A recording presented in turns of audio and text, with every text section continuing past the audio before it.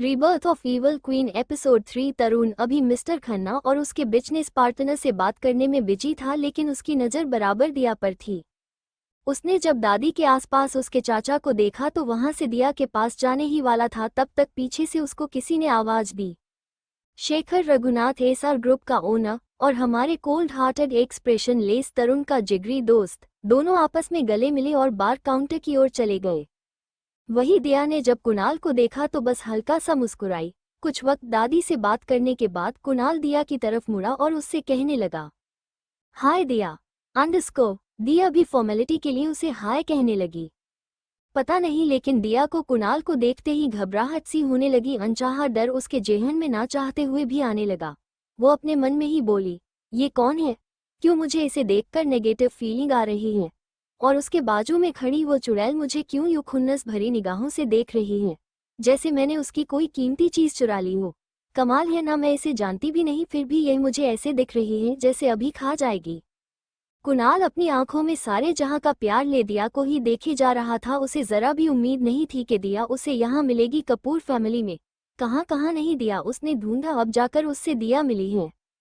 अपने आप पर दो लोगों की ऐसी नज़र देख दिया वहां से उन्हें एक्सक्यूज में कहकर जाने लगी।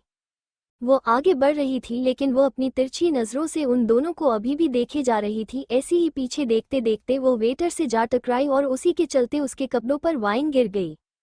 अपने साड़ी पर वाइन को गिरा देख वो उसे अपने हाथ से हटाने लगी, लेकिन अब तक उसके एक्सपेंसिव नेवी ब्लू कलर की साड़ी पर वाइन से एक बड़ा सा धब्बा बन चुका था। लेकिन ये देख किसी की आंखें आग उगल रही थी।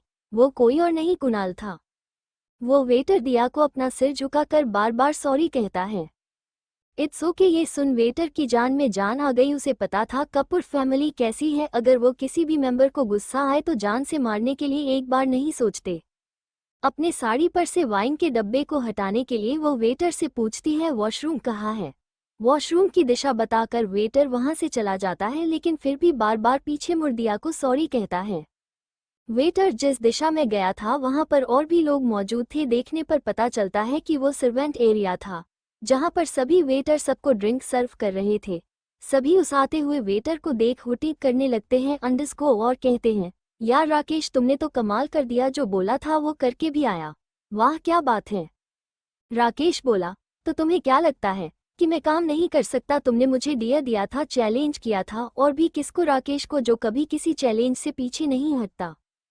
और तो बात अब मेरी इज्जत पर थी। मुझे कैसे भी करके उस ब्यूटी के कमर को छूना जो था। कितनी हॉट दिख रही थी यार, मन तो कर रहा था अभी बाहों में भर लूं, लेकिन हम वेटर हैं और हम यहाँ काम करते हैं, इसलिए हाथ आए मौके को भी छोड़ना पड़ा। लेकिन कुछ भी कहो, अप्सरा थी अप्सरा, डिट्टो हीरोइन की तरह दिख रही थी। जब उसने एक नज़र उठाकर मुझे देखा तो एक पल के लिए मैं उसकी आंखों में खो गया। हाय हाय मजनू, देखो तो एक नज़र में ही अपना दिल दे बैठा। अगर उसे पता चला ना कि तुमने जानबूझकर उसके साड़ी पर वाइन गिराई थी तो वह तुम्हें कहीं का नहीं छोड़ेगी। चलो काम पर लग जाओ। ये कह के सब चले गए, लेकिन राकेश के दिमाग में तो कुछ और ही चल रहा था। वो अपने हाथों में जूस का गिलास ले उसमें कुछ मिला देता है और वॉशरूम की कुछ दूरी पर किसी के आने का इंतजार करता है। तभी कुणाल उसे अकेला देखकर उसके मुंह पर पंच मारता है। उसे देखकर लगता है कि आज अपनी गुस्से की ज्वाला से उस वेटर को मार डालेगा। कुणाल की आंखों में उसकी सनक साफ साफ उस वेटर को दिखाई दे रहा था। वो वेटर कुणाल को देख पहले ही डर से कांप रहा था। उसकी उम्र कोई 25 साल की होगी। वैसे ही आवारा लोगों के बीच रहकर वह भी दूसरे लोगों की तरह लड़की को सिर्फ नुमाइश की चीज समझ रहा था। अंडरस्को जब कुणाल के हाथों का पंच उसके मुंह पर पड़ा तब उसके आवारापन कहीं चला गया और वह अपने आप को बचाने के लिए कुणाल के सामने अपने हाथ पर जोड़ने लगा। सर सर प्लीज मुझे छोड़ दीजिए, मैं आइंदा ऐसा नहीं करूंगा। प्लीज सर मुझे छोड़ दीजिए। छोड़ दो। और तुमने जिस पर अपनी गंदी नजर डाली वह मेरी जान है, तूने उस पर ही। सर प्लीज दोबारा नहीं ऐसा होगा, इस बार जाने दीजिए। वो वेटर गिड़गिड़ाता रहा, चिल्लाता रहा। उसकी आंखों में किनारे और मुंह से खून बहने लगा, लेकिन इस सब चीज का कुणाल पर कोई असर नहीं हुआ। वह लगातार उसके चेहरे पर मारे जा रहा था। अपने हाथ पैरों से वेटर की चाय के लिए पीसी अदरक की तरह उसकी हालत हो गई थी। दोबारा कुणाल कपूर कभी भी किसी को एक मौका नहीं देता। तुम तो मुझसे दूसरा मौका मांग रहे हो। मिलेगा, तुम्हें दूसरा मौका जरूर मिलेगा, लेकिन तब जब तुम मर कर वापस आओगे और मेरे सामने अपना सिर झुकाओगे, तब आना मुझसे दूसरा मौका मांगने। दफा हो जाओ यहाँ से। इतना सुनकर फौरन से वो लड़का वहां से भाग गया, लेकिन उसकी किस्मत इतनी अच्छी कहा, भागने से पहले ही कुणाल के बॉडीगार्ड ने उस लड़के को अपनी गिरफ्त में ले वहां से चले गए। कुछ वक्त बाद दिया वॉशरूम से बाहर आई। वो अभी भी अपनी नजरें साड़ी पर रख टिश्यू पेपर से उसे सुखाने की कोशिश कर रही थी और अपनी ही धुन में आगे बढ़ रही थी। इस बात से अनजान के आगे कुणाल उसका इंतजार कर रहा था। वो आगे बढ़ी रही थी कि तभी वो किसी से टकरा गई और नीचे गिरने को हुई। तब उसने डर के मारे अपनी आंखें बंद कर ली। जब कुछ वक्त बाद उसे दर्द का एहसास नहीं हुआ तो उसने अपनी आंखें खोल के आसपास देखा तो उसकी आंखें किसी के आंखों से मिली, जहां उसे उन आंखों में सिर्फ एक तलब दिखाई दे रही थी। दिया को जब दर्द का एहसास नहीं हुआ तो उसने अपनी आंखें खोली और आंखें खोलती ही उसकी आंखें सामने खड़े शख्स की नजरों से मिली, जो उसे बड़े शातिर मुस्कुराहट के साथ देखे जा रहा था। दिया ने जब उसे अपने सामने देखा तो डर गई और 2 कदम पीछे ले ली और अपने डर को छुपाते हुए हड़बड़ा कर उसे थैंक यू कहने लगी। अरे तुम इतना डर क्यों रही हो? मैं थोड़ी ही तुमको खा जाऊंगा जो तुम मुझे देखकर इतना डर रही हो। कुणाल, जिसने आज उसने ब्राउन कलर का 3 पीस सूट पहना हुआ था, उसके बाल करीने से जेल से सेट की हुई थे, आज उसकी पर्सनैलिटी में ज्यादा ही चेंज दिखाई दे रहा था। आज कुणाल भी बहुत हैंडसम दिख रहा था। जब से उसने यामिनी के साथ रिश्ता बनाया था तब से उसने खुद के दम पर रहेजा ग्रुप ऑफ इंडस्ट्री को संभाला था और इसके साथ अपनी पर्सनैलिटी को भी चेंज कर लिया था। खुद के दम पर ही उसने मुकाम हासिल किया था। जब से पता चला कि कुणाल कपूर फैमिली का मेंबर है तो उसका नाम बड़े बड़े बिजनेसमैन में होने लगा। उसके अंदर अलग सा ही कॉन्फिडेंस नजर आने लगा और वो सबको अपने पैरों की जूती समझने लगा। दिया को अपने आप से दूर जाता देख कुणाल ने उसकी बाह पकड़ अपनी ओर खींच लिया और दांत भिजते हुए कहने लगा, दिया तुम मुझसे इतना क्यों डर रही हो? क्या तुम मुझे जानती नहीं? दिया सिर्फ अपनी मॉन्स्टर से डरती थी और फिर उसके सामने जो भी आए वो वापस से डरने वाली नहीं, तो इस कुणाल की क्या हिम्मत। भले ही वो कपूर फैमिली का मेंबर हो लेकिन मेरे मॉन्स्टर के सामने कुछ भी नहीं। लेकिन कोई था जो अपनी गहरी काली आंखों से उन दोनों को देखे जा रहा था। कुणाल के पीछे साइड में होने के कारण तरुण दिया के चेहरे पर एक्सप्रेशन देख नहीं पाया और उसे कुणाल के इतने करीब देख उसकी बर्फ जैसी आंखें और भी ठंडी हो गई। उसका ऐसे देखने से आसपास का भी माहौल गिरने लगा। वही पीछे खड़ा कपिल तो डर के मारे कांपने लगा और प्रार्थना करने लगा, दिया मैम आप ये क्या कर रही हैं? अभी तो शैतान शांत हुआ था और आपने फिर उसको भड़का दिया। अब आपको बॉस से कोई नहीं बचा सकता, कोई भी नहीं। तरुण की आंखें बर्फ की जैसी ठंडी हो गई थी, जैसे उसकी आंखों में एक अजीब सी चमक हो रही हो। किसी को जान से मारने की चाहत उसके दिल और दिमाग में हावी हो रही थी। तभी उसे किसी जटाक की आवाज सुनाई दी। उसने अपनी नजरें उठा के आगे की तरफ देखा तो कुणाल का गाल एक साइड मुड़ गया था। कुणाल ने जब दिया की बाहों को कसकर पकड़ा और उससे अपने करीब लाने की कोशिश करने लगा, तभी दिया ने अपना बायां हाथ उठा, उसके गाल पर एक झनाटेदार चाटा रिश्त दिया और उसके हाथों से अपने हाथों को छुड़ाकर 2 कदम पीछे हट गई और अपनी गुस्से भरी लाल आंखों से उसे देखकर कहने लगी, लगता है आपकी आंखों में कोई प्रॉब्लम है। आपकी गर्लफ्रेंड यहाँ नहीं, पार्टी में है, so behaviour yourself mister Kunal. आप कपूर फैमिली के मेंबर हो, ये पार्टी आपके लिए ही रखी हुई है, सो एंजॉय योर पार्टी और स्टे अवे माय वे, नहीं तो आपके लिए अच्छा नहीं होगा। It's better for you. और हाँ, आपकी जानकारी के लिए बताऊं, मेरा बॉयफ्रेंड है जो आपसे कई गुना ज्यादा हैंडसम है, मेरे लिए कुछ भी कर सकता है। वो स्ट्रांग, पावरफुल और कैपेबल है।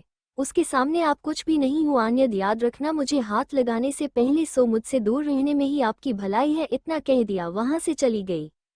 कुणाल अभी अपने गालों पर हाथ रखकर खड़ा था। उसे तो कुछ समझ में ही नहीं आ रहा था कि दिया ने उसे कैसे थप्पड़ मारा, लेकिन जब उसकी आखिरी लाइन सुनी तो उसका दिमाग घूम गया। क्या सच में दिया का बॉयफ्रेंड है, और वह भी मुझसे पावरफुल और स्ट्रांग?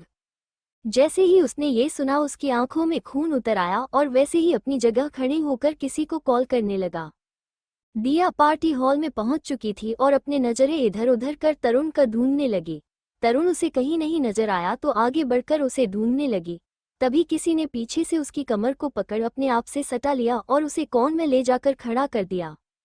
जब दिया के नाक ने वो जानी पहचानी फ्रेग्रेंस को महसूस किया तो उसे जानने में देर न लगी कि कोई और नहीं तरुण था।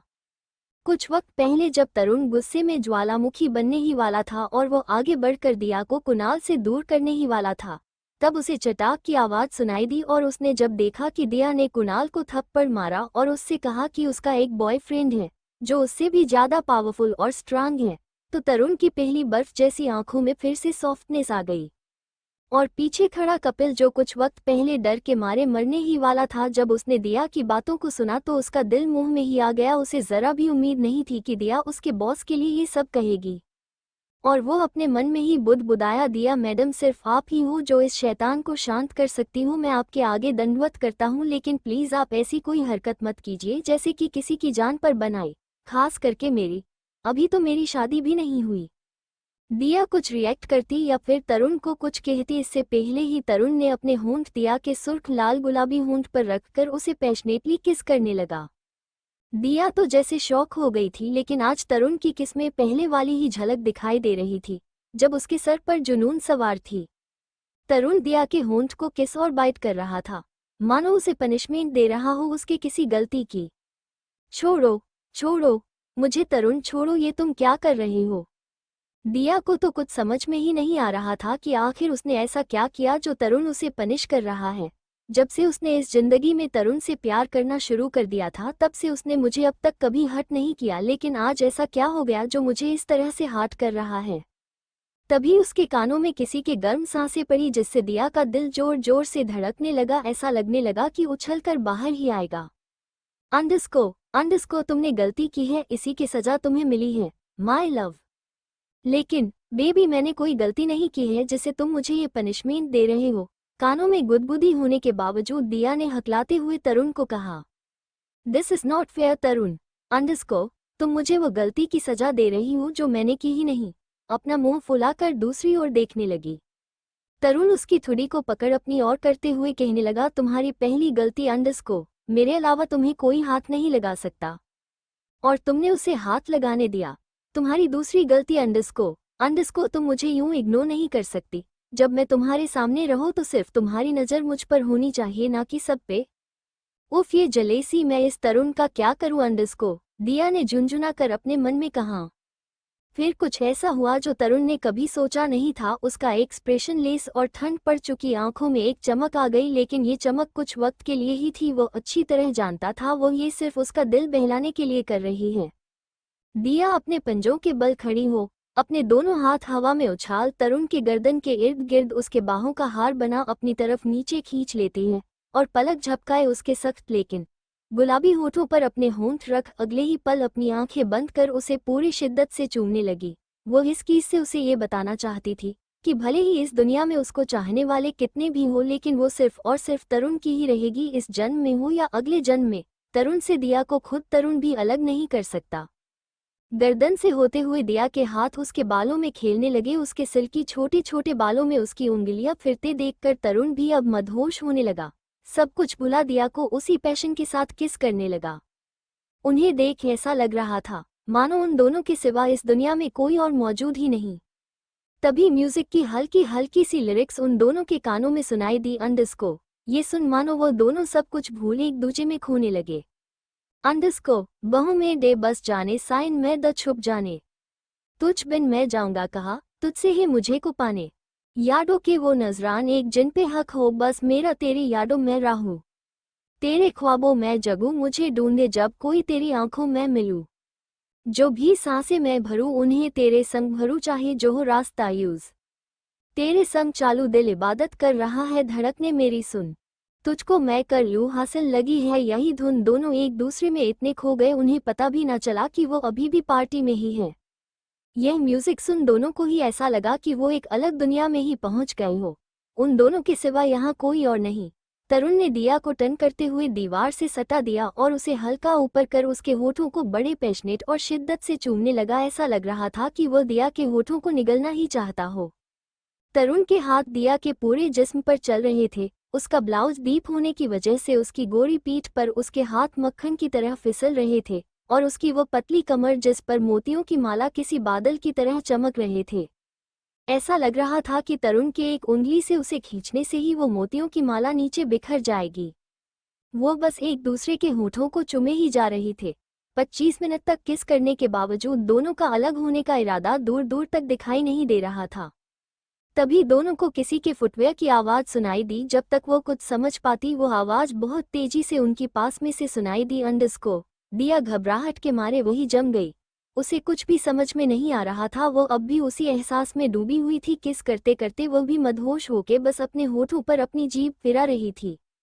अंडरस्को। लेकिन तरुण बड़ा फास्ट था।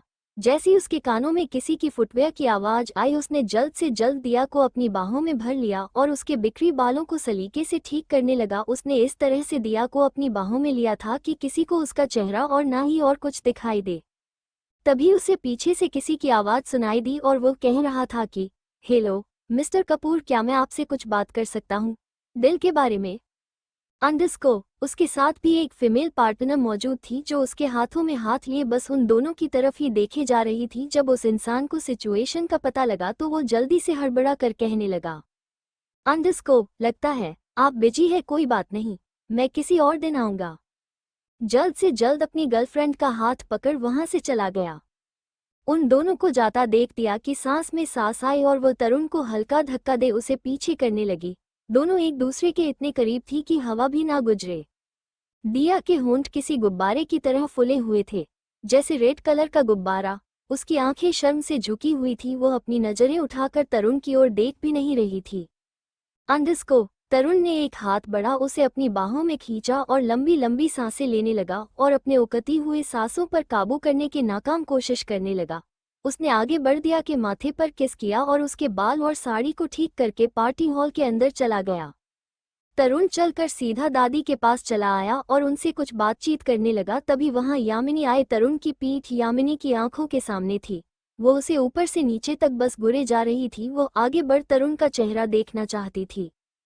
तरुण पीछे से उसको इतना हॉट लग रहा था कि वो चाहकर भी अपने आप पर काबू न रख पाई और उसका चेहरा देखने के लिए आगे बढ़ गई। अंडरस्को। उसने तरुण के बारे में बहुत कुछ सुना हुआ था और वो एक बार देखना भी चाहती थी कि यह तरुण क्या बला है। पैराडाइज 7 स्टार होटल में एक लड़की जो बेहद खूबसूरत लग रही थी, लेकिन उसका चेहरा गुस्से से लाल दिखाई दे रहा था।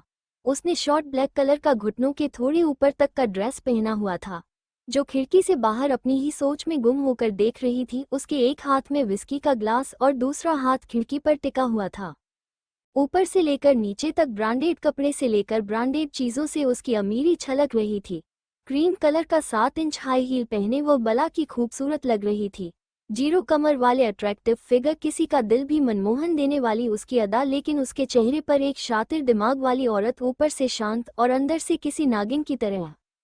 तभी पीछे से आलीशान 7 स्टार होटल के कमरे का दरवाजा खुला और उसकी ही हमराज हम उम्र वाली लड़की हाई हील टक टक करके उस कमरे में इंटर हुई। अंडरस्को। अपना पर्स बेड पर फेंक पीछे से उस लड़की के गले में बाहें डालकर कहने लगी, अंडरस्को, what happen sweetheart, why are you angry. उसकी आवाज से वो लड़की पलती है और अब तक जो उसने गुस्से पर काबू रखा हुआ था, अब उसका सब टूट चुका था। पीछे मूड वो गुस्से से कहती है, वो 2 कौड़ी का तरुण, उसने मेरा हाथ मोड़ दिया। उसकी इतनी हिम्मत, उसे देखकर ऐसा लग रहा था कि जब से यहाँ आए हैं तब से शराब पी रही है और अब शराब का नशा उस पूरा चढ़ चुका था। मेरी यानी यामिनी का हाथ मरोड़े। भले ही वो पावरफुल है, भले ही पूरी फैमिली का हेड हो, लेकिन उसने जो मेरे साथ किया मैं उसे कभी नहीं भूलूंगी। मैंने ना उसे अपने सामने नाक ना रगड़ने पर मजबूर किया तो मेरा नाम भी यामिनी नहीं। गुस्से में अपने हाथ में रखा विस्की का ग्लास नीचे फर्श पर पटक दिया। वो ग्लास चकनाचूर होकर बिखर गया। ठीक से बताओ जान, आखिर किस बात पर गुस्सा हो। गुस्सा तो मुझे उस तरुण पर आ रहा है। जी तो कर रहा है उसका गला दबाकर मार दूं। उसने मेरी सबके सामने जो इंसल्ट की है ना, देख लेना तुम नैना, मैं उसका यूं चुटकी बजाकर ना मैंने उसे अपने प्यार में गिराकर यूं उन कुत्तों की तरह ना अपने आगे पीछे ना दौड़ाया तो मेरा नाम भी यामिनी नहीं। यामिनी, हाँ, ठीक है जान, दौड़ाना उसे अपने सामने आगे पीछे कुत्तों की तरह। लेकिन बताऊं तो उसने ऐसा किया क्या है जो तुम इतने गुस्से में हो। उसने इतना कि कुछ वक्त पहले जो हुआ उसके बारे में सोचने लगी। 16 घंटे पहले पार्टी हॉल में यामिनी धीरे धीरे कर तरुण की तरफ बढ़ने लगी। वो अपना एक हाथ बढ़ाकर उनके कांधे पर रखने ही वाली थी, तभी तरुण को किसी की आहट अपने पीछे महसूस हुई और वो झटके से साइड हट उसका हाथ पकड़ मरोड़ दिया। अंडरस्को। जैसे ही वो साइड हटा, यामिनी का जो हाथ अब तक तरुण को छूने ही वाला था, इसलिए वो बहुत ही ज्यादा खुश थी। लेकिन अगले ही पल उसकी खुशी एक दर्द में बदल गई। सब लोग तरुण ऐसे करने पर चौंक गए थे, लेकिन जब सब ने यामिनी पर ध्यान दिया तो समझ में आया कि तरुण क्यों ऐसा बिहेव कर रहा था। यामिनी को चिढ़ता देखकर भी तरुण ने उसका हाथ नहीं छोड़ा और कस के मरोड़ दिया। ऐसे करने से यामिनी नीचे कार्पेट पर जा गिरी। सबकी नजरें खुद पर देख यामिनी हड़बड़ा गई और इधर उधर देखने लगी। तभी वहां विश्वजीत, जो अब तक तमाशा देख रहे थे, उनसे रहा नहीं गया। भला वो चुप क्यों रहते। ये लड़की उनके बेटे की पसंद जो थी, इसलिए वो यामिनी की तरफ आकर उससे पूछने लगा, अंडस्को बेटा, क्या हुआ, क्या कुछ गलत है? वो कुछ जवाब देती इससे पहले ही लोगों के कानापुसी की आवाज उसके कानों में सुनाई दी। अंडस्को, कितनी बेशर्म लड़की है। कुछ वक्त पहले तो अपने बॉयफ्रेंड के साथ हाथों में हाथ डाले घूम रही थी और अब किसी और के बॉयफ्रेंड पर चांस मार रही है। देखो तो कैसे अब मगरमच्छ के आंसू निकाल रही है। बीच कहीं कि हमारे तरुण को सिड्यूस करनी आई थी, देखो कैसे मुंह के बल नीचे गिरी है। इनमें से कुछ ऐसी भी लड़कियां थी जो तरुण और कुणाल पर फिदा थी। दूसरा, अंडस्को, कितनी गिरी हुई लड़की है। नहीं नहीं नहीं, मैं तो बस। सबकी अपनी तरफ घुरती नजरें देखकर यामिनी एक बहाना बनाकर कहती है, अंडस्को, वो अंकल जी, मुझे लगा कि यह कुणाल है, इसलिए मैं। इतना कह वह रोने लगी। जब सबने उसकी बात सुनी तो उन सबको बुरा लगा। ये सिर्फ गलतफहमी थी जिस वजह से इतना सब ड्रामा हुआ। जो कुछ वक्त पहले लोग उसके बारे में भला बुरा कह रहे थे, अब चुपचाप पीछे हट भीड़ में गायब हो गए। तभी लोगों को हटाते हुए कुणाल वहां पहुंचा और यामिनी को ऐसे रोते हुए देख उसके पास जा खड़ा हुआ और उससे कहने लगा, क्या हुआ यामिनी, तुम रो क्यों रही हो? कुछ हुआ है क्या? बताओ मुझे, मैं अभी उसको सबक सिखाऊंगा। कुणाल की वॉइस जैसी यामिनी के कानों में सुनाई दी और झट से खड़ी हो कुणाल के गले लग रोने लगी और रोते रोते उसे सब कुछ बताने लगी। जब कुणाल ने सारी बातें सुन तो उसने यामिनी के पीठ पर अपना हाथ फिराते हुए उसे बड़े प्यार से दिलासा देते हुए कहने लगा, जान, कोई बात नहीं, भाई से गलतफहमी हो गई होगी। उन्हें लगा कि कोई लड़की उन्हें हाथ लगाने आ रही थी, इसलिए बस उन्होंने ऐसा रिएक्ट किया होगा। भाई ने ऐसा जानबूझकर नहीं किया होगा, उन्हें तो पता भी नहीं कि तुम कौन हो। कोई बात नहीं जान, अब रो मत, शांत हो जाओ। चलो मैं तुम्हारा इंट्रोडक्शन यहीं से करवा देता हूँ, फिर तुम दोनों के बीच गलतफहमी नहीं होगी। कुणाल उसकी आंखों के आंसू पोंछ तरुण की तरफ ले जाने लगा और उससे कहने लगा, अंडस्को भाई, यह मेरी गर्लफ्रेंड है यामिनी, और ये मेरे भाई यानी मेरे पहले चाचा के बेटे तरुण। यामिनी सब कुछ भूल उसको देखने लगी और अपना एक हाथ बढ़ा उसे हाय बोलने लगी। तरुण ने उसे एक नज़र भर के भी नहीं देखा और अपनी नज़र दिया की तरफ करते हुए कहने लगा, अंडस्को, क्या तुम बोर हो रही हो? क्या हमें अब घर जाना चाहिए? अंडस्को तरुण की बातें सुन दिया हाँ में सिर हिला देती है। तरुण और दिया को एक साथ देख यामिनी बची कूची नकली मुस्कान भी अब पूरी तरह से हट चुकी थी। बार बार तरुण का उसे सबके सामने यूं इग्नोर करना याद आ रहा था। जब उसने तरुण को गौर से देखा तो उसे तरुण अच्छा लगने लगा, लेकिन अब उसका घमंड एटीट्यूड देखकर यामिनी के भी बर्दाश्त करने की हद टूट चुकी थी। उसने मन ही मन में कसम खा ली कि तरुण को अपने सामने ना नाक रगड़ने पर मजबूर कर देंगी।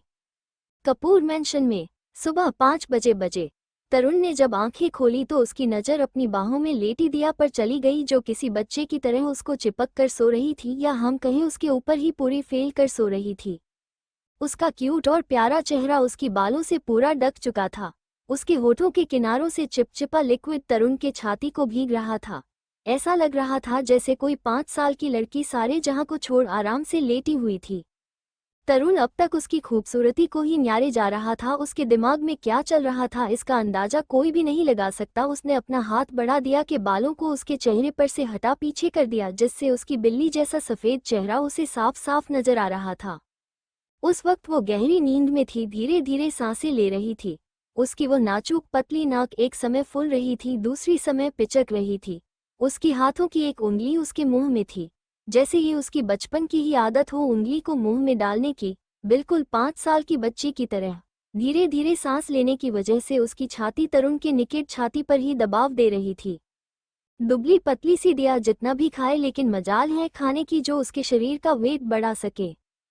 खाने को भी शर्मा जाए इतना खाती है ये लड़की, लेकिन उसके शरीर में कहा जाता है उसे भी समझ नहीं आता। खाने को बोलने की इजाज़त होती तो वह दिया से साफ साफ कह देता, बेटा तुम मुझे मत खाना, तुम मुझे जितना भी खाती हो उसका 1% भी तुम्हारे शरीर में मुझे दिखाई नहीं देता। सब लोग मुझे ही कोसते हैं, इतना खाना तुम्हारा कहा जाता है। दिया सिर्फ तरुण के एक हाथ के बराबर थी। तरुण उसे एक हाथ में भी उठा सकता था, एकदम किसी फूल की तरह। तरुण अब तक उसकी ही खूबसूरती में खोया था। तभी उसका फोन बजा। फोन पर कपिल का नाम फ्लैश हो रहा था। तरुण ने दिया को अपने बगल में ध्यान से, बड़े प्यार से, जैसे कोई नाजुक चीज हो वैसे लेटाया और स्टैंड पर से फोन ले उसे रिसीव करते हुए कमरे का बैक डोर स्लाइड करते बाहर चला गया। कुछ देर तरुण फोन पर कपिल से बात कर उसे कुछ इंस्ट्रक्शन दे रहा था। फोन रख तरुण सीधा जिम की ओर चला गया और 2 घंटे वर्कआउट करने के बाद रूम में आया। रूम में आकर देखा तो दिया अब तक सो रही थी। रात को लेट सोने की वजह से वो अब तक नहीं जागी थी। वैसी ही गहरी नींद में घोड़े बेचकर सो रही थी। वैसे ही तरुण रूम से बाहर स्विमिंग एरिया की ओर चला गया और एक छलांग मार स्विम करने लगा। आधा घंटा स्विमिंग करने के बाद रूम में आया और बाथरूम में चला गया। फ्रेश होकर क्लोजेट की तरफ बढ़ गया। अपना कस्टम मेड ब्लैक कलर का 3 पीस सूट पहन नीचे चला गया। डाइनिंग टेबल पर पहुंचकर न्यूज़पेपर उठा पढ़ने लगा। तभी शेफ किचन से बाहर निकले। सभी के हाथों में नाश्ते की अलग अलग प्रकार के व्यंजन थे। Italy, France, Japan, Germany, Indian, सभी प्रकार के फूड्स वहां पर मौजूद थे। लेकिन खाने के लिए सिर्फ तरुण और दिया, और बाकी का बचा हुआ खाना विला के स्टाफ के लोगों में बंटवाया जाता है। तरुण का मानना है खाना आधा घंटा पहले ही बनाया हो। अगर खाना बन भी गया और खाने को कोई नहीं हुआ तो फिर सभी स्टाफ में और उनके परिवार में बंटवाया जाता है। इससे खाने का अनादर और वेस्ट नहीं होगा और भूखे को खाना मिलेगा। नाश्ता करने के बाद तरुण वहां से ऑफिस के लिए चला गया। दिया जब सोकर उठी तो दोपहर के 12 बजे बज चुके थे। उसने जब घड़ी में वक्त देखा तो हैरान हो गई और खुद से ही कहने लगी, मैं 12 बजे तक सो रही थी। आजकल मुझे नींद बहुत आने लगी है। खुद पर ही ध्यान देना होगा वरना तो मैं आलसी बन जाऊंगी। इतना कि वो फ्रेश होने के लिए बाथरूम चली गई। वहां से बाथरोब पहन क्लोजेट में जाकर कपड़े पहन नीचे डाइनिंग एरिया में खाना खाने आ गई। उसे सीढ़ियों से नीचे उतरता देख सभी अपना सिर झुकाते हुए वहां खड़े हुए। जैसे ही वह डाइनिंग टेबल पर बैठ गई, शेफ ने फिर से नया बना हुआ खाना उसके लिए लेकर आए और 1 को एक कर डिश डाइनिंग टेबल पर रख पीछे हट गए। एक लेडी हेड शेफ आगे बढ़ दिया के प्लेट में खाना परोसने लगी। दिया खाने को देखकर उसकी भूख और भी ज्यादा बढ़ गई और हेड शेफ रोक कहने लगी, रहने दीजिए, मैं खुद कर लूंगी। इतना कि वह अपना खाना खुद ही लेने लगी और बड़े मजे से उसे एंजॉय करके खाने लगी। उसे खाना खाता देख सभी के चेहरे पर स्माइल आ गई। अंडरस्को सभी को पता था कुछ वक्त पहले ही मैडम उन सबसे अच्छे से बिहेव करने लगी थी, नहीं तो वह खाने के लिए बहुत नखरे करती थी और बार बार मुझे पसंद नहीं और मुझे वह चाहिए करती थी। सारे स्टाफ को परेशान करती थी। लेकिन अब कुछ दिन से उनकी मैडम अच्छा बिहेव करने लगी, जिससे चलते वह उन्हें नाराज नहीं करना चाहते थे। आज मैडम को कोई ना नूपुर करते मजे से खाना खाते देख सभी शेफ और सर्वेंट खुश थे। भले खुश क्यों ना होते, उनके बॉस का सख्त आदेश था कि दिया मैडम को सुबह, शाम और दोपहर का खाना खिलाना ही होगा। उन्हें किसी भी प्रकार की चोट या फिर कुछ भी वो बर्दाश्त नहीं करेंगे। अगर उनको कुछ भी हुआ उसका पूरा खामियाजा सभी स्टाफ भुगतेंगे। खाना खाने के बाद दिया लिविंग एरिया में बड़े से सोफे में पसर गई और टीवी ऑन कर डोरेमोन कार्टून एंजॉय करने लगी अंडरस्को और जोर जोर से हंसने लगी। हंसता देख सभी खुश थे और अपने अपने काम में करने लगे। सभी को अपना काम करता देख कुछ वक्त बाद टीवी ऑफ कर दिया, बाहर गार्डन में चली गई। तरुण का गार्डन देखने में बहुत बड़ा और खूबसूरत दिख रहा था। उसमें अलग अलग प्रकार के गुलाब के फूल और शैके और वैरायटी के पौधे लगे हुए थे, जो उसकी इस गार्डन की खूबसूरती में 4 चांद लगा रहे थे। उसका गार्डन के बीचों बीच फाउंटेन बना हुआ था। फाउंटेन को स्पेशली इटली से इंपोर्ट किया हुआ था। यूनिक एंड सबसे हटके था वह फाउंटेन। फाउंटेन का पानी ऊपर जाकर फिर से नीचे गिर रहा था। उसे देख दिया बच्चों की तरह खुश हो रही थी और उछल कूद करके उस फाउंटेन की तरफ जाने लगी और पानी को अपने हाथों में ले उसे ऊपर की तरफ उछाल उससे खेलने लगी और जोर जोर से हंसने लगी। पीछे से जो इस गार्डन की रखवाली और देखभाल करता है वो अपनी मैडम को देख अपनी नजरें नीचे कर उन्हें ग्रीट करता है। दिया उनसे पूछती है, क्या आप इस गार्डन की देखभाल करते हैं? अंडरस्को अंडरस्को अंडरस्को अंडरस्को मैडम, मैं इस गार्डन की देखभाल पिछले 5 सालों से कर रहा हूँ। ये फूल और पौधे मेरे बच्चे जैसे ही हैं। मैंने बड़े ही प्यार से और मेहनत से इन्हें बड़ा किया हुआ है। अंडरस्को गार्डन की रखवाली करने पर वो सिर्फ गार्डन और उसके इलाके के आसपास ही रहता था। उसे मेंशन के अंदर जाने की इजाज़त नहीं थी, लेकिन वहाँ में काम करने वाली स्टाफ से थोड़ी बहुत जान पहचान जरूर थी उसकी। इसीलिए उनके मुंह से आए दिन उनकी यंग मिस के बारे में बातें सुनी थी। वो तो पहले यंग मिस ये देख केयरटेकर रघु हैरान था, फिर वो परेशान हो गया। उसने यंग मिस के बारे में बहुत कुछ सुना था कि उन्हें सिर्फ परेशानियां खड़ी करनी आती हैं। इसलिए रघु को गलतफहमी हो गई। उसे लगा कि मैडम यहाँ उसके प्यारे बच्चों को नुकसान पहुंचाने आई हैं। इसलिए उसने कहा कि ये फूल और पौधे मेरे बच्चे जैसे ही और मैंने इन्हें बड़े ही प्यार और मेहनत से बड़ा किया हुआ है। गार्डन के केयरटेकर रघु के दिल की बात क्या समझ पाएगी दिया। होटल के कमरे में यामिनी अभी भी गुस्से से कांप रही थी। नैना भी अब थोड़ा सीरियस हो गई और उसे कहने लगी, अंडस्को, आखिर तुम चाहती क्या हो? उसका सवाल सुन यामिनी की चेहरे पर एक शैतानी मुस्कुराहट छा गई। अंडस्को, उसकी वो शैतानी मुस्कुराहट देख नैना को अंदाजा हो गया था कि यामिनी के दिमाग में कुछ न कुछ चल रहा है। उसे जानने के मकसद से उसने यामिनी से पूछा, अंडस्को, आखिर तुम्हारे दिमाग में चल क्या रहा है? फिलहाल तो मेरे दिमाग में सिर्फ और सिर्फ तरुण ही है। यामिनी ने अपने लड़खड़ाते कदमों को संभालते हुए वही रूम में बने छोटे से मिनी बार की ओर बढ़ गई और अपने और नैना के लिए शराब का ग्लास बना दूसरा नैना की तरफ बढ़ा दिया। नैना ने हाथों में शराब का ग्लास ले लिया। यामिनी की तरफ देखते हुए कहती है, अंडस्को, यामी, अब तो तुम्हारा मकसद पूरा हो गया है। तुम्हें जो चाहिए था आखिरकार वह तो तुम्हें मिल गया। No sweetheart, no. अंडस्को अपने ग्लास का एक सिप पीती हुई यामिनी नैना से कहती है, What do you mean no? अंडस्को, आखिर तुम्हारे दिमाग में चल क्या रहा है? हमने जो सोचा था वही हो रहा है, तो फिर तुम? उसकी बात को बीच में ही काटते हुए यामिनी कहती है, अंडस्को, सोचा तो पहले ऐसा ही था, लेकिन कहते हैं ना, जो आसानी से मिल जाए उसकी ख्वाहिश किसे है? जो आसानी से मिल जाए उसकी ख्वाहिश किसे है? हमें तो वो चाहिए जो हमारे मुकद्दर में ही नहीं है। वॉट? ये क्या कह रही हो तुम? मुकद्दर इन वॉट? होश में आओ यामिनी, यह क्या बेहकी अंडस्को बेह की बातें कर रही हो? तुम नहीं समझोगे नहीं नैना, जब सामने सोना हो तो हम पितल क्यों चुज करें? आई थिंक तुम्हें अब पीना बंद कर देना चाहिए, तुम्हें कुछ ज्यादा ही चढ़ गई है। यू बहकी बातें कर रही हो।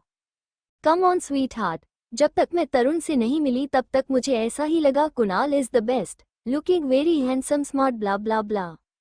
मैंने उसके लिए क्या कुछ नहीं किया। मैंने उसे फर्श से उठा अर्श तक पहुंचाया, अपनी कंपनी में उसे सीईओ बना दिया। और उसने मेरे साथ क्या किया? धोखा। उसने मुझे कभी प्यार किया ही नहीं। मैं पार्टी में उसके साथ गई थी कल, स्पेशली हम दोनों के वेलकम के लिए वो कपूर फैमिली ने पार्टी रखी थी। मैं बहुत खुश थी, लेकिन मैंने जब पार्टी में उसे देख तो मेरा खून खोल गया। अंडस्को, जिससे मैं अब तक मरा हुआ समझ रही थी, वह मेरे नाक के नीचे इसी शहर में कपूर फैमिली के तरुण की गर्लफ्रेंड के हैसियत से उसके ही विला में रह रही है। अंडस्को, कौन लड़की? अंडस्को, अब नैना को भी उसकी बातों में इंटरेस्ट आने लगा। पहले तो उसे लगा कि यामिनी नशे में बड़बड़ा रही है, लेकिन जब उसने कुणाल का नाम उसके मुंह से सुना तो लगा शायद वो अपनी और कुणाल की बात कर रही हो। लेकिन उसकी मुंह से किसी लड़की का जिक्र सुन वो सोच में पड़ गई, आखिर कौन सी लड़की है? अंडस्को, उसने उस लड़की के बारे में और जानने के लिए यामिनी से पूछा, बताओ ना यामिनी, कौन लड़की? तुम किसकी बात कर रही हो? अंडस्को, वो बीच। कौन? दिया, जिसे कुणाल दिलो जान से प्यार करता था। उसके रहते हुए कुणाल कभी भी मेरा नहीं हो सकता, लेकिन उसके एम्बिशियस और आगे बढ़ने की चाहत में उससे मुझसे जोड़ने पर मजबूर कर दिया। मैंने उसके वही वीक पॉइंट पर घाव कर कर उसे अपना बॉयफ्रेंड बना लिया। और इतना कह यामिनी रुक गई, लेकिन ऐसा रुकने से नैना को अच्छा नहीं लगा। उसने उससे पूछ ही लिया कि और क्या? अंडस्को, और कुछ नहीं, मैंने उसे अपने और कुणाल की लाइफ से जैसे चाय में गिरी मक्खी की तरह उठाकर बाहर फेंक दिया। बड़ी आई थी यामिनी से पंगा लेने के लिए। यामिनी किस खेत की मूली है यह उसे उस वक्त शायद पता नहीं था। अंडस्को, लेकिन लगता है वो बीच अब तक नहीं सुधरी है। ऐसी ही लोगों को अपनी खूबसूरती में के मोह जाल में फंसा रही है। अंडस्को, मैं जब कुणाल को ढूंढने गई थी तब मैंने कुणाल और दिया को एक दूसरे की बाहों में देखा। वो दोनों एक दूसरे की आंखों में खोए हुए थे। ये देख मेरा खून खोल गया। अंडस्को, लेकिन जब मैंने उससे तरुण की हाथों में बाहें डालते हुए देखा तो मेरा फिर से उसे मारने का जी कर गया। उस बीच ने सबको अपनी खूबसूरती में फंसा लिया है। लेकिन यामी, अब तो कुणाल तुम्हारे कंट्रोल में है। तुम भूल गई हमने कुणाल के साथ क्या किया था? अंडस्को, उसकी बातें सुन यामिनी के चेहरे पर एक कुटिल स्माइल आ गई। हाँ, ये तो तुमने सच कहा। मैं उसे इतनी आसानी से कैसे जाने दे सकती हूँ? मैंने पिछली बार एसी का तो इस्तेमाल करके उस दिया को अपने रास्ते से हटाया था। यामिनी अपने मन ही मन बुद्ध बधाई अंडरस्को। और आखिर तुम उसके साथ क्या करने वाली हो? पता चल ही जाएगा तुम्हें, इतनी भी क्या जल्दी है? सब का फल मीठा होता है। यू वेट एंड वॉच अंडरस्को। ओके, लेकिन मुझे ये बात समझ नहीं आई, मैंने तो वो चिप बदल दी थी। तुम्हारे कहने के मुताबिक वो चिप पहले चिप से 10 गुना पावरफुल और खतरनाक थी, तो अब तक कुणाल के बिहेव में मुझे कुछ चेंज क्यों नहीं दिखाई दिया? दिखाई देगा, आखिर वो चीज़ मैंने जो तुम्हें दी थी। वक्त आने दो। मैंने ना उसे अपनी उंगलियों पर नचाया तो मेरा नाम यामिनी नहीं। उसे क्या लगा मेरे पीठ पीछे मुझे धोखा देगा और मुझे पता नहीं लगेगा? यामिनी की नज़र जिस पर गई वो चीज़ सिर्फ और सिर्फ यामिनी की ही रहती है, और उसने ये गुस्ताखी की कि उसने दिया को गले लगाया। उस वक्त तो वो बीच बच गई, लेकिन अब मेरी नज़रें उस पर हैं। मैं उसे कहीं का नहीं छोड़ूंगी। मैंने उस वक्त भी उसे और कुणाल को दूर किया था, और इस वक्त में भी मैं उससे और तरुण को दूर करके ही रहूंगी। अंडरस्को। इस बार मैं उसको इतनी आसानी से नहीं जाने दूंगी, उसको तड़पा तड़पा कर। उसने मेरे कुणाल को मुझसे छीनने की कोशिश की है, उसकी कीमत उसे चुकानी पड़ेगी ना। इतना कह वो जोर जोर से हंसने लगी। अपने बैग से फ़ोन ले किसी को कॉल करने लगी। गार्डन में केयरटेकर को देखकर दिया कहती है, तो क्या यह आपके बच्चे? दिया चौंकते हुए बोली, क्या आपको ऐसा लगता है कि मैं आपके बच्चे को नुकसान पहुंचाने के लिए यहाँ आई हूँ? केयरटेकर हड़बड़ा कर कहता है, नहीं यंग मिस, आप ऐसी बात कर रही हैं तो फिर आपके कहने का मतलब क्या है? उस केयरटेकर को जरा भी उम्मीद नहीं थी कि दिया यानी कि उनकी यंग मिस उसे ऐसे सवाल करेगी। अपने माथे का पसीना पूछ वो केयरटेकर अपना सिर झुकाकर माफी मांगने के लहजे में कहता है, नहीं यंग मिस, मैं ऐसा नहीं कह रहा हूँ, यह आपका ही गार्डन है। मैं तो बस यहाँ इन फूलों और पौधों की रखवाली करता हूँ। अच्छी बात है जो तुम्हें समझ में आई। इसे आगे वो कुछ कहती उसके हाथों में रखा हुआ उसका फोन बजा। उसने जब फ्लैश होते नाम को देखा तो उसके चेहरे पर स्माइल आ गई। उसने झट से फोन उठा कान पर लगाकर जोर से कहने लगी, अंडरस्को मेरी जान को मेरी याद आ ही गई, मुझे तो लगता कि तुम मुझे भूल ही गई। अंडरस्को अंडरस्को कैसी बात कर रही यार, भला हम तुझको कैसे भूलेंगे? हम सब में तुम्हारी जान बसती है और तुम ऐसी बात कर रही हो। अंडरस्को अच्छा अच्छा ड्रामेबाज, मुझे इतना भी मस्का मत लगा कि मैं सीधा फिसल कर तुम्हारे पास ही आ जाऊं। उसकी बातें सुन दूसरी तरफ रिसीवर से ठहाके मारने की आवाज। अंडरस्को अच्छा अच्छा रीना अभी मॉरिशस से वापस आई है, और उस कांड के बाद घर वालों ने मुझे कॉलेज जाने से ही मना कर दिया था। अब वह आ गई है तो चलो बाहर घूमने का प्लान करते हैं, तुम क्या सोचती हो? दिया कुछ सोचते हुए, अंडरस्को अच्छा प्लान है, लेकिन हम कहाँ जाएंगे? अंडरस्को तू आ तो कुछ सोचते हैं मिलकर। ओके। दिया कॉल कट कर देती है और कुछ सोचकर तरुण को कॉल मिला देती है, लेकिन मीटिंग में होने पर तरुण दिया का कॉल नहीं देखता। दिया बार बार तरुण को कॉल करती है, लेकिन तरुण उसका कॉल रिसीव नहीं करता। ये देख दिया गुस्से में आ जाती है। अंडरस्को सीधा चल अपने कमरे की ओर बढ़ती है। थोड़ी देर तैयार होने के बाद नीचे आकर राधा से कुछ कहती है। राधा घर की उम्र दराज हेड केयर टेकर थी। उम्र 40, पिछले 40 वर्षों से उस घर में काम करती थी। उसने तरुण बाबा को छोटे से बड़ा होता हुआ देखा था, इसलिए तरुण भी उनकी बहुत इज्जत करता है, उन्हें अपनी दाइमा का दर्जा देता है, क्योंकि बचपन से उन्होंने ही उसका अच्छे से ध्यान रखा था। अंडरस्को तरुण का खास आदेश था कि दिया को कुछ भी तकलीफ ना हो। घर के सब लोग अच्छे से जानते थे कि अगर दिया को हल्की सी चोट भी आए तो तरुण पूरा घर सिर पर उठा लेता था। भले ही इतने दिनों तक उन्होंने दिया मैडम को कैद में रखा था, लेकिन उन्होंने कभी उनको किसी चीज की कमी नहीं होने दी, ना ही कोई तकलीफ। अंडरस्को कुछ फीमेल स्टाफ को ये देखकर जलन भी होती थी, तो कुछ को बुरा भी लगता था। राधा से कुछ बात कर दिया घर से बाहर निकल जाती है। दिया मैडम तरुण सर से कुछ पिछले दिनों से अच्छा बिहेव कर रही थी, इसलिए राधा ने भी नहीं पूछा कि उन्होंने सर से परमिशन ली थी या नहीं, इसलिए वो भी कुछ नहीं बोली। अंडरस्को दिया अपनी गाड़ी में बैठ वहां से मून नाइट कैफे की ओर चली जाती है। उन तीनों का मनपसंद कैफे या फिर फेवरेट कहो। जैसे ही उसकी गाड़ी मून नाइट कैफे के सामने रुकती है, गाड़ी से निकल कार की चाबी वॉचमैन और उछाल अंदर की ओर चली जाती है। अंडरस्को दिया के अंदर जाते ही एक ब्लैक कलर की कार रोड के किनारे पर रुक जाती है। कार का शीशा नीचे कर उसमें से एक आदमी कहता है, अंडरस्को आखिरकार मछली जाल में फंसी गई। वो घर से बाहर निकल कर आ ही गई। कितने दिनों से इसे पकड़ने की कोशिश कर रहे थे, आज जाकर सामने आए हैं। कार का दरवाजा ओपन कर रकुंजो और उसके दो साथी गाड़ी से नीचे उतर कैफे की ओर बढ़ने लगते हैं। कैफे के अंदर पहुंचते ही उन्हें 3 लड़कियां नजर आती हैं। अंडस्को, जो आपस में बैठकर कुछ बातें कर रही थी। दिया और रीना आपस में बैठे कुछ बात कर रही थी, तभी वो वेटर आया और उन लोगों के ऑर्डर लेकर चला गया। अंडस्को, रकुंजा ने वेटर को इशारे से अपने टेबल पर बुलाया। जैसी वेटर उसके टेबल पर आया, अपने जेब से 2004 अंडस्को 5 नोट निकाल उस वेटर की तरफ बढ़ाकर इशारे से कुछ कहने लगा। 2000 के इतने नोट देखकर वेटर भी लालच में आ गया। जैसे उस आदमी ने कहा वैसे ही उस वेटर ने किया। अंडस्को, इस बात से अनजान अगर राक्षस को पता चलेगा तो उसके साथ क्या होगा, या फिर कल का सूरज भी देख पाएगा या नहीं। आज दिया फुल मस्ती में थी। इतने दिनों बाद अपने दोस्तों से मिलकर उसे जो खुशी हुई थी वह किसी शब्दों में बयां करना नामुमकिन था। प्रीति दिया से कहती है, अंडस्को, यार दियो, अब घर पर रहकर मैं बोर हो चुकी हूँ। तुम दोनों भी कॉलेज नहीं आते और मुझे भी पापा ने उस दिन से मना किया हुआ। घर पर रहकर मैंने देखो कितना वजन घटाया हुआ है। तुम दोनों के याद में सूप का एक सिप अपने मुंह में डाल देती है। अंडस्को, उसकी बातें सुन रीना तपाक से कहती है, चल झूठी कह रही है मैंने वजन घटाया है। तुम्हारी हरकतें देखकर ऐसा कहीं से नहीं लग रहा कि तुमने घर बैठकर अपना वेट घटाया हो। मुझे तो लगता है कि तुम्हारा वेट बढ़ चुका है। मोटी, इतना मत खाया कर वरना भूलकर गुब्बारा हो जाएगी और फिर तुमसे कोई शादी नहीं करेगा। रीना की बातें सुन प्रीति मुंह बना लेती है। अंडस्को, यार क्या मैं इतनी मोटी हो गई हूँ? उसने बड़े ही मासूमियत से दिया की ओर देखते हुए पूछा। शायद उसे उम्मीद थी कि दिया उसकी साइड लेंगी, लेकिन उसके ऑपोजिट दिया भी रीना के हाँ में हाँ मिलाते हुए कहने लगी। अंडस्को, हाँ यार प्रीति, रीना सच कह रही है, तुम मोटी हो गई हो। देखो तुम्हारा चेहरा कितना गोल-मटोल दिख रहा है। उसकी बातें सुन प्रीति अपने चेहरे को छोड़ते हुए कहने लगी, तुम लोग सच कह रहे हो, मैं सच में मोटी हो गई हूँ।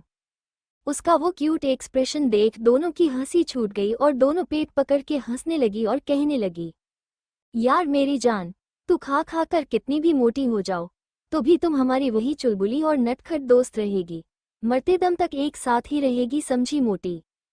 तुम लोग फिर से मेरा मजाक उड़ा रही हो ना, जाओ, मैं तुम दोनों से बात नहीं करूंगी अब। तभी रीना पीछे से आकर उसके गले में बाहें डालकर कहती है, यार तू भी ना अभी वैसी की वैसी है, हम तो मजाक कर रहे थे और तू गुब्बारे की तरह फूली हुई बेटी है। फूलन देवी कहीं की, तू सच कह रही है ना मैं मोटी नहीं हूं ना? उसकी बात से सब ठहाके के मारे हंसने लगी। दिया, रीना और प्रीति आपस में बातें कर रहे थे, तभी वही वेटर उन लोगों को ड्रिंक सर्व कर वहां से चला जाता है। तीनों बातें करते करते ड्रिंक एंजॉय कर रही थी। इतने दिनों बाद अपने दोस्तों से मिलकर दिया बहुत खुश थी, क्योंकि उसे तरुण कभी भी बाहर जाने की इजाजत नहीं देता। ड्रिंक पीते ही उसे कुछ अजीब सा एहसास होने लगा, क्योंकि तरुण ने उसे शराब पीने से मना किया हुआ था, इसलिए उन लोगों ने एप्पल जूस ऑर्डर किया हुआ था। लेकिन एक सिप पीते ही दिया को कुछ अजीब सा फील होने लगा, उसे चक्कर आने लगा। देखते ही देखते रीना और प्रीति की हालत भी कुछ ऐसे ही ने लगी थी। प्रीति अपने आप को संभालते हुए कहती है, यार मुझे नींद क्यों आ रही है, मेरा सिर भारी भारी आ लग रहा है। उसकी हाँ में हाँ मिलाते हुए रीना भी यही कहती है। अगले ही पल तीनों खुद को होश में लाने के लिए वॉशरूम की ओर चली गई। जैसे ही वह वॉशरूम के डोर ओपन करती उससे पहले पीछे से किसी ने उनके नाक पर कोई रुमाल रख उन्हें बेहोश कर देता है। अंडस्को, दिया और बाकी सबको बेहोश करने वाले और कोई नहीं बल्कि रुकुंजा और उसके दो साथी रॉबर्ट एंड जूलियट थे। रॉबर्ट और जूलियट रीना और प्रीति को सहारा देकर पीछे के रास्ते से गाड़ी के अंदर बैठा देते हैं और रुकुंजा दिया को कसकर पकड़कर उसे भी गाड़ी के अंदर बैठा देता है और उनकी गाड़ी हवा से बात करते वहां से कुछ ही पल में चली जाती है। अंडस्को, लेकिन कोई था जो उस ब्लैक कलर की गाड़ी का पीछा कर रहा था। स्विट्जरलैंड में मरीना कोजी में काल्पनिक नेम। एक लड़का अपना बिजनेस सूट पहनकर एक आलिशान किंग साइज सोफे पे अपने पैर पर पैर चढ़ा के अपने सामने घुटनों के बल बैठे मॉरिशस के अंडरवर्ल्ड डॉन को बड़े ही तुच्छ नजरों से देखे जा रहा था। अंडस्को, घुटनों के बल बैठ आदमी नफरत से उस लड़के की तरफ देख के कहता है, तुमने ठीक नहीं किया। तुम्हें किसने इजाजत दी कि तुम किसी को भी अपने नीचे झुका सको? तुम क्या अंडरवर्ल्ड के रोल को भूल गए हो? तुम खुद को समझते क्या हो? घुटनों के बल बैठे लड़के के बगल में ही एक खूबसूरत लड़की खड़ी थी, शायद उसकी बीवी हो या फिर गर्लफ्रेंड। अपने पार्टनर की ऐसी हालत देख वो लड़की घुटनों के बल बैठकर उस लड़के से कहती है, अंडस्को प्लीज इन्हें छोड़ दो, वो गिड़गिड़ाकर बस इतना ही कह रही थी। उसकी आंखों से आंसू गिर रहे थे। नो प्लीज, नो, इसे मत मारो प्लीज, नो। शशिश बेबी, कीप क्वाइट बेबी। मुझे ज्यादा शोर करने वाले लोग पसंद नहीं आते, इसलिए चुप हो जाओ। और क्या कहा तुमने कि मैंने किससे पूछकर तुम्हें अपने सामने झुकाया है? तो मैं वो तुम्हें बताना जरूरी नहीं समझता। बादशाह को किसी के इजाजत की जरूरत नहीं होती, बादशाह खुद हुक्म देता है, और मेरा मकसद ही है दुनिया का बादशाह बनना। अपने पार्टनर ऐसी हालत देख लड़की लगातार रो रही थी। उसकी बातों का भी असर उस पर होता हुआ दिखाई नहीं दे रहा था। तभी उस लड़के के पीछे खड़ी दो लड़कियों ने उस लड़की को पकड़ खींचते हुए उस लड़के से अलग कर दिया। उस लड़की के आंखों से लगातार आंसू गिर रहे थे, लेकिन सामने खड़े लड़के पर कोई असर दिखाई नहीं दे रहा था। घुटनों के बल बैठा आदमी अपनी गर्लफ्रेंड की ऐसी हालत देख उस लड़के से कहता है, अंडरस्को leave her, don't touch my girl. No no no no, now is my girl, only my. उसके इशारे पर दोनों लड़कियां उस लड़की को खींचकर अपने बॉस की तरफ ले जाती हैं और बॉस की तरफ फेंक देती हैं। लड़की देखने में बेहद खूबसूरत लग रही थी। रोने की वजह से उसकी नाक, आंख और गाल रेड हो गए थे। वह बला की खूबसूरत लग रही थी। किसी को भी देखकर उस लड़की पे दया आ जाए। जैसी ही वो लड़की उसके बाहों में आई, उस लड़के ने दोनों हाथ बढ़ा उस लड़की के कमर को कसकर पकड़ते हुए अपनी ओर खींच लिया और उसे फोर्सफुली जबरदस्ती किस करने लगा। ये देख घुटनों के बल बैठा आदमी पर बस बेबसी से उस लड़के को देखे जा रहा था, क्योंकि वह जान गया था कि अब वह अपनी गर्लफ्रेंड को नहीं बचा सकता। लेकिन उस लड़की ने शायद अभी तक हार नहीं मानी थी। वह झटपटाने लगी और उसे अपने आप से दूर करने लगी, लेकिन उस लड़के की पकड़ उसके ऊपर इतनी मजबूत थी कि वह चाहकर भी अपने आप को छुड़ा ना पाई। अंडस्को उस लड़के की तरफ लड़की की चाहत देख सामने खड़ा लड़का गुस्से से आग बबूला हो गया और उसने अपने गन निकाल सीधा उस घुटनों के बल बैठे लड़के के सीने में उतार दी। उस लड़के को मरता देख वो लड़की जोर से चिल्लाई, हैरी। उस लड़के को जोर से धक्का दे हैरी के पास चली गई और उसे गले लगाकर फफक कर रोने लगी।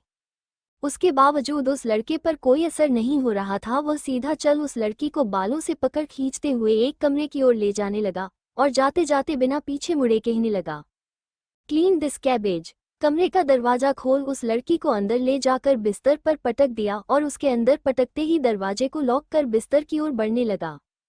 उसे अपने पास आता देख लड़की डर के मारे चिल्लाते हुए कहने लगी, no please leave me alone. लेकिन उसके किसी बात का उस लड़के के ऊपर कोई असर नहीं हुआ। उसे देखकर ऐसा लग रहा था जैसे हैवानियत की भूख उसके अंदर जाग चुकी थी और वह कैसे ही कर उस लड़की के जिस्म को नोच कर ही आज दम लेगा। उस लड़की के पैर को पकड़ वो लड़का नीचे खींच लेता है। नीचे खींचते ही उस लड़की की एक जोरदार चीख उस कमरे में गूंजने लगती है, लेकिन इस बात को नजरअंदाज कर वो लड़का आगे बढ़ उसके ऊपर के टॉप को उसकी सिर से फाड़ देता है। अगले ही पर किसी भूखे शेर की तरह उस लड़की पर झपट पड़ता है। देखते ही देखते उस लड़की के जिस्म से उसके कपड़े को फाड़कर जमीन पर फेंक देता है। अंधस को और पागलों की तरह उस लड़की के गर्दन और गालों को काटने लगता है, जैसे अपने अंदर की बरसों पुरानी आग को निकाल रहा हो। क्या लगता है आपको कौन है ये लड़का और क्या दुश्मनी थी उसकी उस अंडरवर्ल्ड डॉन के साथ जो इतना बुरा अंजाम हुआ उसका? अंधस को उस आदमी की किए की सजा क्या देगा वो इंसान उस लड़की को? अंडस्को दिया और उसके फ्रेंड का क्या करेगा रकुंजा? अंडस्को जब तरुण को पता चलेगा दिया की किडनैपिंग के बारे में तो उसका अगला कदम क्या होगा? अंडस्को फिरोज अपने हाथों से उस लड़की के बालों को पकड़ अपनी तरफ खींचता है और उसे वाइल्डली किस करने लगता है। एक लड़की भला हटे कट्टे मस्कुलर बॉडी बिल्डर वाले लड़के को अपने आप से कैसे दूर करती? उसने पूरी ताकत से उसे खुद से दूर रखने की पूरी कोशिश की, लेकिन वह नाकामयाब रही। उस लड़के ने फोर्सली उसे बेड पर पटक दिया और उससे वाइल्ड और फोर्सफुली किस करने लगा। वो लड़की रोती रही, लेकिन उस चीज का फिरोज पर कोई भी असर नहीं हुआ और वैसे ही उसे किस करता रहा। जब उससे लगा कि वो सांस नहीं ले रही, तब जाकर उसने उसके होठों को छोड़ दिया और उसके कॉलर बोन पर किस करने लगा और बाइट भी करने लगा। अंडस्को वैसे ही चुमते चुमते फिरोज उसकी कानों के पास आकर अपनी गर्म सांसें उस पर डालते हुए कहने लगा, You know what baby, you are looking sexy, super hot and beautiful, my love. Your figure, so hot और sexy baby. तुम्हें जिस दिन देखा उसी दिन से मैं जैसे पागल सा हो गया, इसलिए मैंने तुम्हारे बॉयफ्रेंड को मार दिया। अब ये ब्यूटी सिर्फ और सिर्फ फिरोज के पास रहेगी। अगर तुमने यहाँ से भागने की कोशिश भी की तो तुम्हारा भी हश्र वैसा ही होगा जैसा तुम्हारे मैंने उस बॉयफ्रेंड का किया था। तुम्हारे पास सिर्फ दो ऑप्शन है, प्यार से मेरे साथ रहो, मुझे प्यार करो, और दूसरा मैं ऐसे ही तुम्हारे साथ जबरदस्ती करूंगा हर रात, हर वक्त, हर दिन, उसमें तुम्हें ही दर्द होगा। My baby love, choice is yours. इतना कह फिरोज उस पर से उठकर बार काउंटर की ओर चला जाता है और अपने लिए एक स्कॉच बना लेता है और उससे पीने लगता है। भले ही वो पी रहा था, लेकिन उसकी नशीली जैसी आंखें उस लड़की को ऊपर से लेकर नीचे तक स्कैन कर रही थी। भले ही उसने इतने शॉर्ट कपड़े नहीं पहने हो, लेकिन उसका जिस्म उस कपड़ों से उबर कर दिख रहा था और उसका दिल उसे पाने के लिए मचल रहा था। फिरोज एक हाथ में स्कॉच लिए अपने एक हाथ से अपने छाती पर मसल रहा था, जैसे जता रहा हो कि उसे ऐसे देखकर उसके अंदर की आग बढ़ रही हो और उसमें समा जाने बेताब हो। अंडस्को, वो लड़की उसकी हरकत अपनी आंखों से देख रही थी।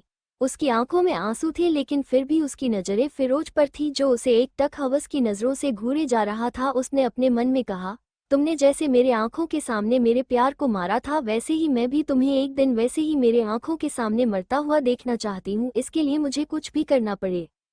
अंडस्को, मेरी जिंदगी का यही मकसद है, तुम्हारी मौत फिरोज, बस तुम्हारी मौत।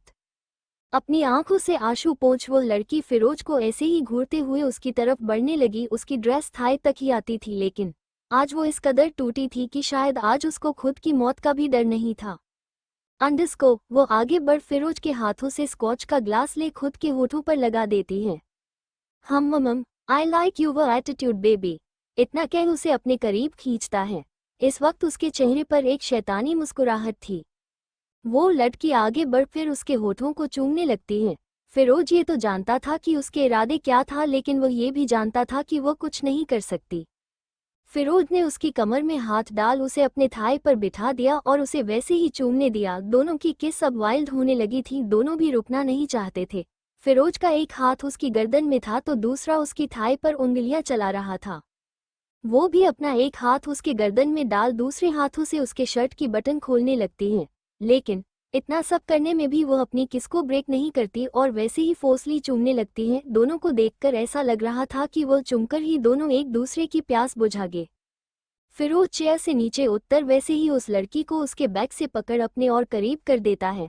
वो लड़की अपने दोनों पैर उसके कमर के चारों ओर लपेट देती है और वैसे चुमने लगती है। फिरोज उसे लेकर बेड पर आ जाता है। उस लड़की ने अब तक उसके शर्ट के सारे बटन खोल दिए थे और वो वैसे ही लेटे लेटे अपने दोनों हाथ से धक्का दे बेड की दूसरी साइड पर पीठ के बल गिरा देती है। ये देख वो लड़की झटके से उठ उसके कमर पर बैठ जाती है और वो उसके खुली हुई गर्दन से लेकर कमर तक तुमने लगती। नीचे लेटा फिरोज उस लड़की के जिस्माती खुशबू को अपने अंदर महसूस कर रहा था। उसका शरीर आग की तरह तपने लगा था, वो आहें भरने लगा था। आह बेबी। इससे पता चल रहा था कि उसके इस तरह चुमने से उस पर कैसे रिएक्शन हो रहा था। I can't control baby. ऐसा कि फिरोज उसको अपने नीचे दबा देता है और उसके ऊपर उसके ब्लैक ड्रेस को और नीचे कर देता है, जिससे उसकी गर्दन और कॉलर बोन साफ साफ दिखाई दे रही थी, और उसे बेतहाशा चूमने लगता है। चूमना कम काट ज्यादा रहा था। उसने उस लड़की के ड्रेस को बीच में से काट दिया। फिरोज की वाइल्डनेस देख लड़की थोड़ा घबरा गई, लेकिन फिर भी अपने बॉयफ्रेंड के मौत के मंजिल को याद कर उसी इंटेंसिटी के साथ उसे किस बैक करने लगी। दोनों ही वाइल्ड होने लगे थे, एक दूसरे को चूमने और काटने लगे थे। अंडस्को, उस लड़की को चूमते चूमते फिरोज उसकी कमर को भी सहला रहा था, जिससे उस लड़की की आहें और सिसकियां उस कमरे में साफ साफ गूंजने लगी थी। कमरा साउंड प्रूफ होने की वजह से अंदर की सिसकियां बाहर नहीं जा रही थी, लेकिन बाहर खड़े बॉडीगार्ड्स को ये साफ साफ पता था कि अंदर उस लड़की और इनके बॉस में क्या चल रहा था। बिना किसी वार्निंग के फिरोज उस लड़की के अंदर समा गया, जिससे उस लड़की की चीख उसके अंदर ही घुट गई। भले ही वो उसका फर्स्ट टाइम नहीं था, लेकिन किसी भी लड़की के लिए बिना वार्न किए उसके अंदर घुसना ये किसी मौत से भी कम नहीं था। फिरोज वैसी ही उस लड़की को चुमे जा रहा था, शहर से दूर। टूटी फूटी इमारत के बीचों बीच secret under construction secret room में चेयर पर लड़कियों को बांध कर रखा हुआ था। तीनों की मुंह पर एक टेप चिपका दी थी, जिससे वो बकबक ना कर सके, और हाथ पैर भी बांध रखे थे जिससे वो यहाँ से भाग ना सके। सीक्रेट रूम और ऊपर से वो खंडहर नुमा इमारत, वह भी शहर से काफी दूर। वहाँ लोग तो क्या पंछी भी दिखाई नहीं देते। उस जगह पर दिया और उसके दो दोस्तों को होस्टेज बनाकर रखा हुआ था। धीरे धीरे कर सबको होश आने लगा। उसने एक बार अपनी आंखें बिछली और फिर से खोलने की कोशिश करने लगी, तब जाकर उसे थोड़ा क्लियर दिखाई दे रहा था। उसने आंखें खोलती ही उसकी आंखों के सामने उसके दोनों दोस्तों को ऐसा बंधा देखा तो उसकी आंखें बड़ी बड़ी होने लगी, लेकिन उसकी मुंह से कोई भी शब्द बाहर नहीं आई क्योंकि उसका मुंह टेप से जो सिला हुआ था। मम्मम कर अपने हाथ पैर हिलाकर वह अपने दोस्तों को जगाना चाहती थी। अपने दोस्तों की ऐसी हालत देख उसे बहुत बुरा लग रहा था। उसकी आवाज से दोनों भी हल्के हल्के होश में आने लगी, लेकिन कुछ सोच समझ पाते उससे पहले ही वहां पर दो आदमी आ गई। अंडस्को जुलियट, देखो तो ये कितनी खूबसूरत लग रही है। अरे हरे बला की खूबसूरत लग रही है, तीनों की तीनों। अगर बॉस का ऑर्डर ना होता तो। उसकी आवाज सुन तीनों का भी ध्यान उस तरफ गया था। वह दोनों लड़के खड़े थे। दिया गुस्से से अपने हाथ पैर मारने लगी और कुछ बोलने के लिए मनमम करने लगी, लेकिन टेप मुंह पर होने की वजह से वो कुछ बोल नहीं पा रही थी। जाओ बॉस को फोन करके इन्फॉर्म करो कि इन्हें होश आ गया है। इतना कि जुलियट वहां से चला गया और कुछ देर बाद फोन अपने जेब में रख वापस आ गया। रोबर्ट प्रीति को देखकर, यार यह कितनी क्यूट है, देखो उसका गुब्बारा जैसा चेहरा कैसे फुला हुआ है और उसकी नाक कितनी रेड रेड हो गई है ना। जी तो कर रहा है कि अभी इसके गालों को खा जाओ। अंडस्को शट अप, भूल गए बॉस ने क्या कहा था, लड़कियों को बुरी नज़र से मत देखो। जिस काम के लिए यहाँ आए हो वही करो, वरना बॉस से पहले मैं खुद तुम्हें मार दूंगा। जुलियट अपना फोन निकाल उन तीनों की एक फोटो ले रकुंजा को भेज देता है और रकुंजा अपने बॉस को। इधर तरुण जब मीटिंग से फ्री हुआ तब अपने केबिन की ओर चला जाता है। उसके पीछे पीछे कपिल भी केबिन की ओर चला जा रहा था। तभी हाथ में फोन ले कपिल तरुण की ओर देखकर कहता है, बॉस वो दिया मैम का कॉल आया था, वो बार बार आपको कॉल कर रही थी। तरुण ने जब ये सुना तो वो पीछे मुड़ कपिल को गुस्से भरी नजरों से देखे जा रहा था। उसने आज गलती की थी और अपने बॉस की आग उगलती आंखों को देख कपिल अंदर तक कांपने लगा था। अपने माथे का पसीना पोंछ वह हकलाते हुए कहता है, वो सर एक दो बार ही आया था। अंडस्को मेरे लिए उसका सिर्फ एक कॉल ही मेरे करोड़ों दिलों के बराबर है। कपिल तुमने गलती की, उसकी पनिशमेंट तुम्हें मिलकर रहेगी। यह कह तरुण हाथ बड़ा कपिल के हाथों से अपना फोन ले लेता है और केबिन की ओर जाते हुए दिया का नंबर ट्राई कर देता है, लेकिन कई घंटे बजने के बाद भी दिया कॉल रिसीव नहीं करती। इससे अब तक गुस्से में हुआ तरुण और भी ज्यादा गुस्सा हो जाता है। बार बार दिया को कॉल करता है लेकिन दिया कॉल रिसीव नहीं करती। इससे अब उसका गुस्सा 7वें आसमान तक पहुंच जाता है और वह मेंशन में कॉल कर देता है।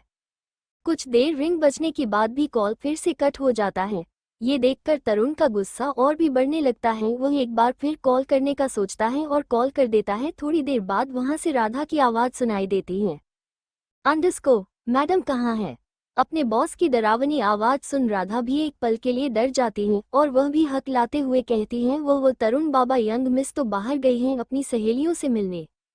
उसके पीछे खड़ा कपिल वो तो अपने बॉस का गुस्सा देख थरथर कांपने लगता है और वह अपने मन में सोचता है, क्या किया दिया मैम आपने, इस बार बॉस बहुत गुस्से में है। बॉस सिर्फ आपके लिए ही शांत थे, आपके ऐसा करने से आपको अभी बॉस के गुस्से से आपको कोई भी नहीं बचा सकता। कपिल मन ही मन में रो रहा था, अपने मैम के लिए दुआ मांग रहा था। तरुण का गुस्सा वो अच्छे से जानता था, पर उनको कोई धोखा दे यह उसे बिल्कुल भी पसंद नहीं। अंडस्को लेकिन सोचने की बात यह है कि दिया मैडम ने खुद आगे बढ़कर बॉस को कॉल किया था, लेकिन गलती बॉस की ही थी कि उन्होंने उनका कॉल उठाया नहीं। अब वो बॉस से भी बहुत गुस्सा है और उनका कॉल नहीं उठा रही। बचा लेना प्रभु हमारी दिया मैम को, उन्हीं की वजह से ही यह शैतान शांत हुआ है, नहीं तो फिर से बस अपने असली अवतार में आएंगे तो सबका जीना हराम हो जाएगा, मैं तो मर ही जाऊंगा। अंडस्को कपिल मन में सोच ही रहा था कि तभी उसके कानों में तरुण की डरावनी आवाज सुनाई दी, देखो वह कहाँ है और उसे मेरे पास लेकर आओ। उसकी हिम्मत कैसे हुई कि मुझे बिना बताए घर से बाहर चली गई। लगता है मेरा डर अब उसके दिल और दिमाग से चला गया है।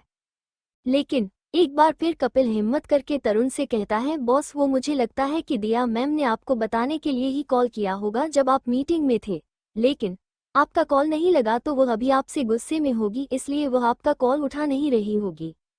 मुझे नहीं लगता दिया मैम गलत है, आफ्टर ऑल वो आपसे प्यार करती हैं और जब आपने उनका कॉल नहीं उठाया होगा तो वो गुस्से में आ गई होगी। एक बार इसके बारे में सोच कर देखिए, क्या लगता है आपको तुरंत दिया को माफ करेगा या फिर देगा कुछ ऐसी सजा? क्या तरुण को पता चलेगा दिया की किडनैपिंग के बारे में? मुझे कमेंट करके जरूर बताना। To be continued.